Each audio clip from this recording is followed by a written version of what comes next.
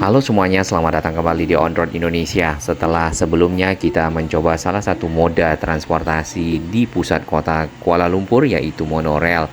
Kali ini kita akan transit di stasiun BBCC Hang Tuah dan mencoba naik LRT. LRT ini adalah LRT Ampang ataupun Ampang Line.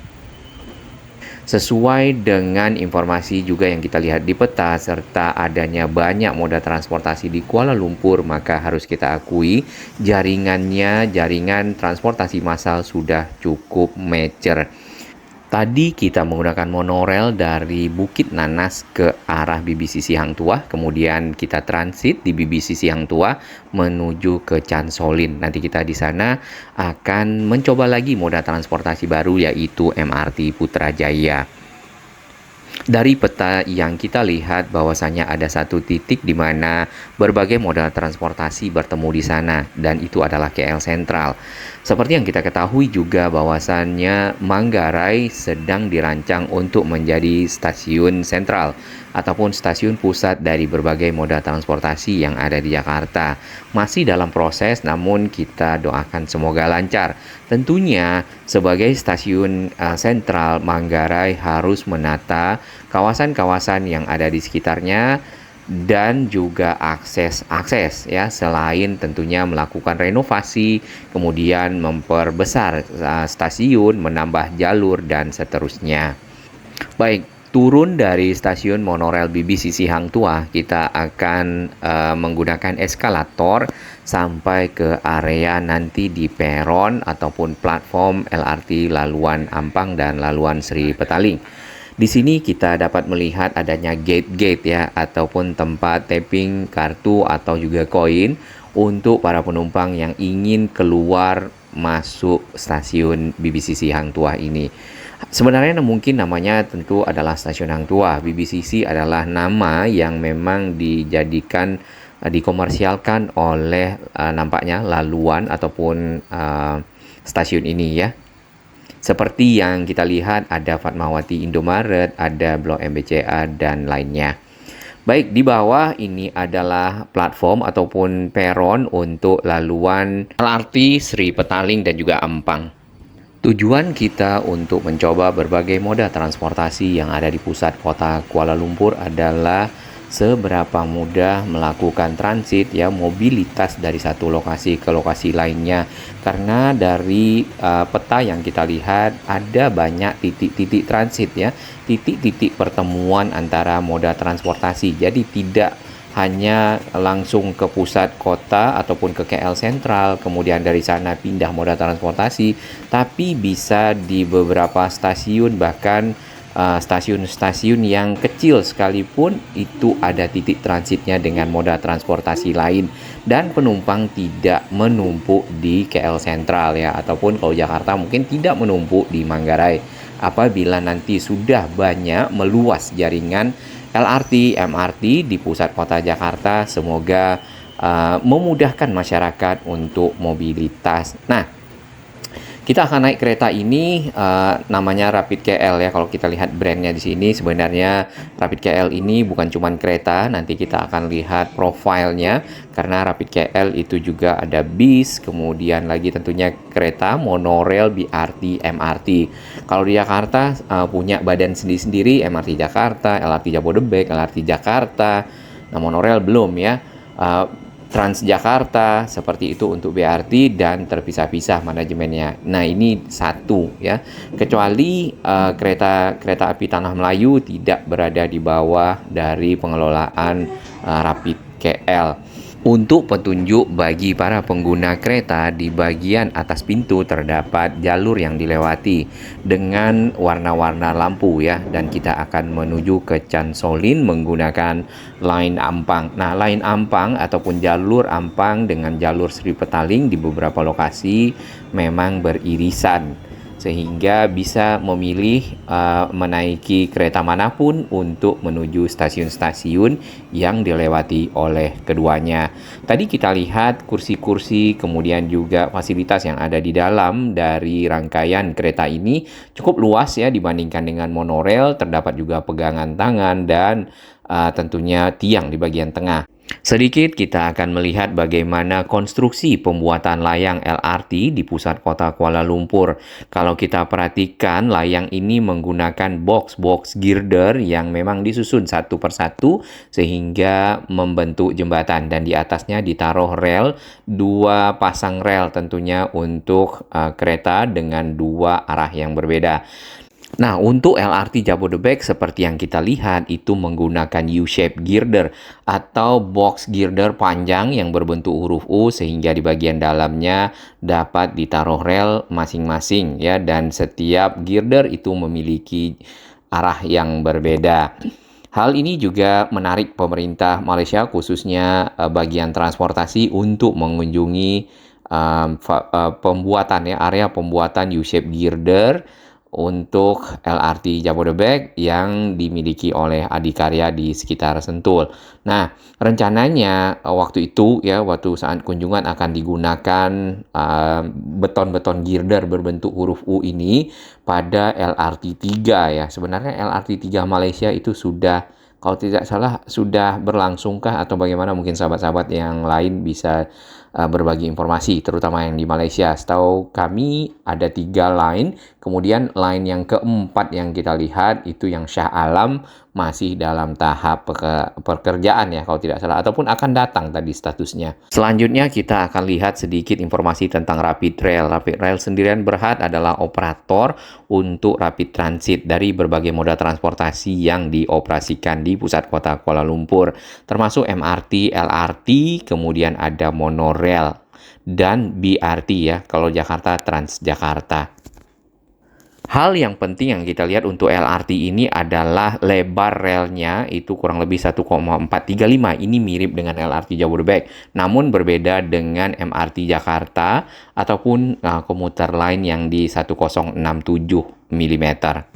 Selanjutnya kita akan melihat rolling stock information ataupun informasi tentang rangkaian kereta. Rangkaian kereta LRT yang ada di Kuala Lumpur dibuat oleh perusahaan bernama Bombardier ya. Bombardier ini perusahaan asal Jerman yang kalau kita perhatikan sangat banyak memproduksi rolling stock ataupun rangkaian-rangkaian kereta yang ada. Malah di sini sudah namanya Advanced Rapid Transit ataupun ART. Dan yang terbaru sudah ada di Kuala Lumpur, sudah beroperasi juga. Kemudian si Bombardier sendiri sepertinya ini ya bekerja sama dengan UTDC, Bombardier ataupun Alstom untuk memproduksi rolling stock yang ada ataupun rangkaian keretanya. Di gambar kita bisa lihat tadi ada tiang di bagian tengah, kemudian ada tempat duduk ya di bagian kiri dan kanan. Indonesia sendiri sebenarnya menggunakan untuk LRT Jabodebek sudah menggunakan PT Inka ya untuk memproduksi rolling stock ataupun rangkaian kereta. Sedangkan untuk MRT tentunya didatangkan dari Jepang ya, karena memang bekerja sama dengan Jepang. Lalu untuk LRT Jakarta rolling stocknya yang ada di Indonesia itu diproduksi oleh perusahaan Korea yaitu Hyundai Rotem. Semoga Inka ya, PT Inka Industri Kereta Api Indonesia ini makin maju dan secara teknologi dapat memproduksi rangkaian-rangkaian kereta dengan teknologi yang update ya, tinggi, kemudian secara kualitas juga makin baik dan setara dengan perusahaan-perusahaan internasional. Kita akan lihat di platform di sini di bagian bawah ada rel kereta ya, kemudian di bagian rel agak di seberang kita ini ada bagian semacam rel juga, cuman agak lebih ke atas dan ditutup. Di situ ada tulisan bahaya atau danger. Itu adalah listrik aliran bawah yang berfungsi untuk mengalirkan daya ke kereta agar kereta dapat melaju. Di bagian tengah di dekat sini ya ada semacam tatakan warna merah. Itu berisi peringatan tentang tidak boleh melintasi rel dikarenakan memang sangat berbahaya, mengingat tadi adanya saluran listrik tegangan tinggi di bagian pinggir rel. Sebenarnya yang paling ideal adalah dibuatnya platform screening door di sini ataupun PSD, semacam pintu-pintu ya, yang kalau kita lihat di MRT Jakarta, LRT Jabodebek, untuk listrik aliran bawah itu benar-benar lebih tinggi dibandingkan dengan listrik aliran atas. MRT Jakarta ada platform screening door-nya walaupun listriknya aliran atas ya, tapi memang fungsinya adalah untuk keamanan para penumpang. Bahkan di sini ditulis bagi yang turun ke bawah itu akan terkena saman ataupun denda dan juga menyalahi peraturan undang-undang yang berlaku. Selain itu juga ada tadi hewan ya turun ke bawah. Jadi para penumpang yang membawa hewan ini yang sangat berbahaya. Hewannya turun ke bawah, kemudian para penumpangnya turun, tentunya akan lebih berbahaya lagi. Baik, kita akan pindah moda transportasi di sana itu ke arah stasiun MRT Chansolin dan MRT sendiri berada di bawah. Untuk LRT sebenarnya ada yang berada di atas elevated jalurnya, ada yang berada di darat ya, dan juga ada yang berada di bawah tanah ataupun underground. Nanti kita akan lihat yang di bawah tanah. Untuk MRT kita akan sambung di video berikutnya.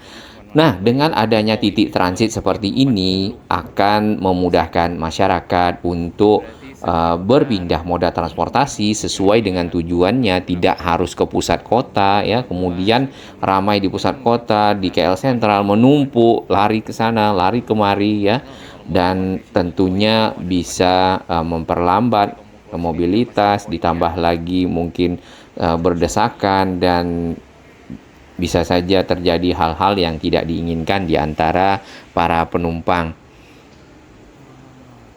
Kita akan lihat sedikit ke bawah ya. Di sini ada akses menuju ke MRT. Kemudian yang menarik di bagian samping di sana adalah tol double decker. Kita akan bahas berikutnya bersamaan dengan tol Harbor Road 2 update-nya.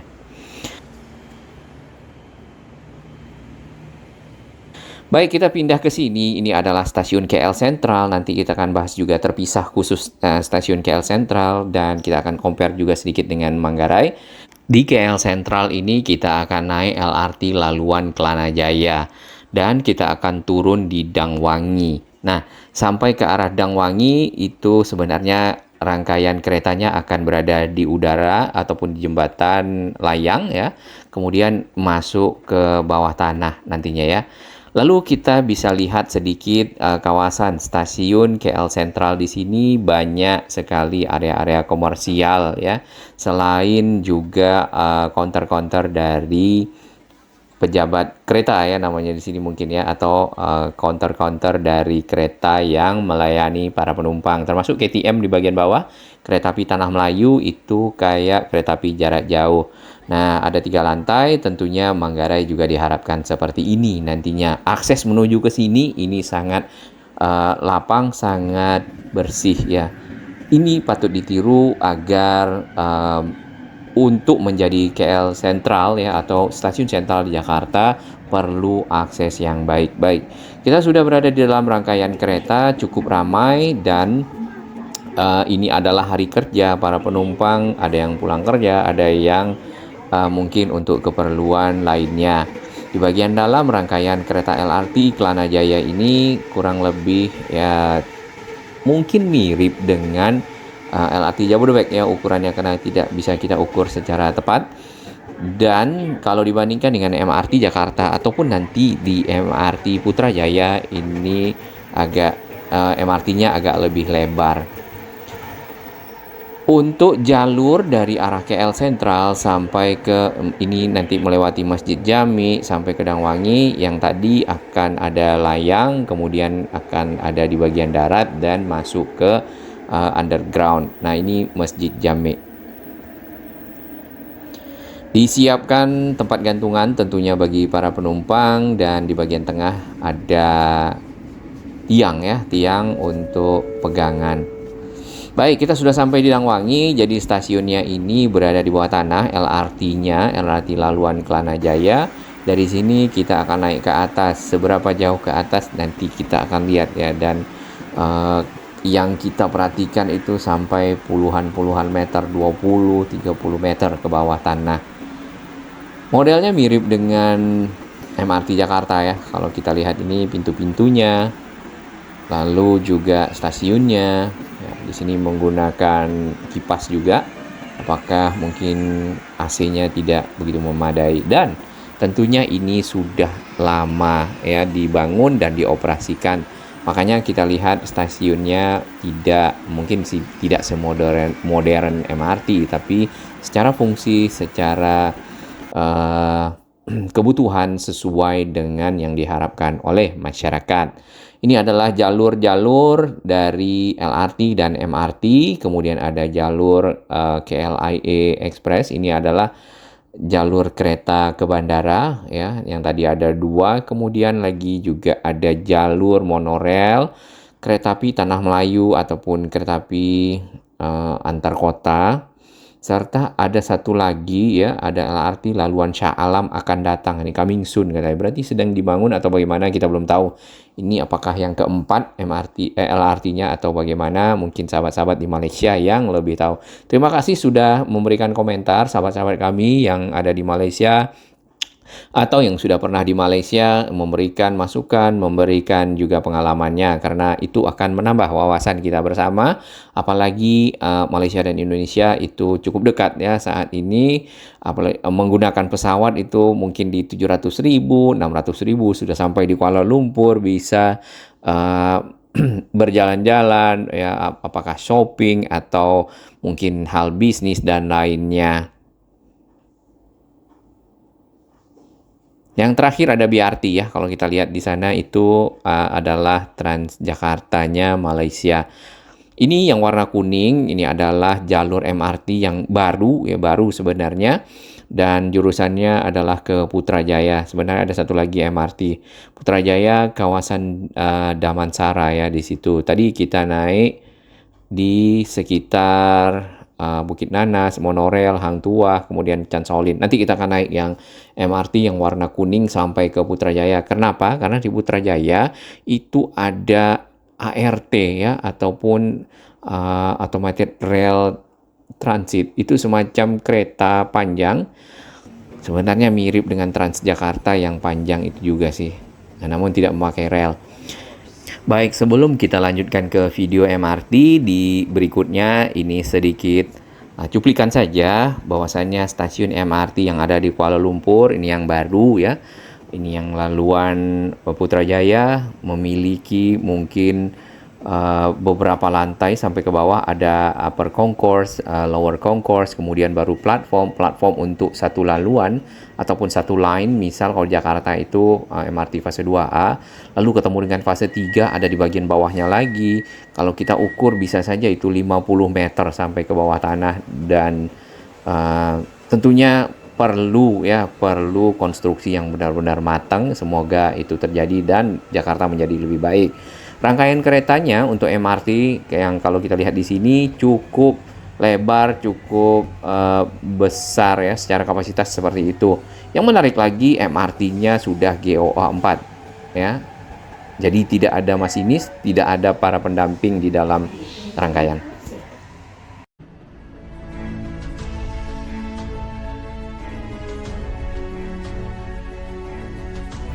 Bagi sahabat kami yang baru menemukan channel ini, silakan subscribe dan ikuti perkembangan informasi transportasi infrastruktur lingkungan Jakarta, Jawa Barat, dan sekitarnya menuju Indonesia yang lebih baik.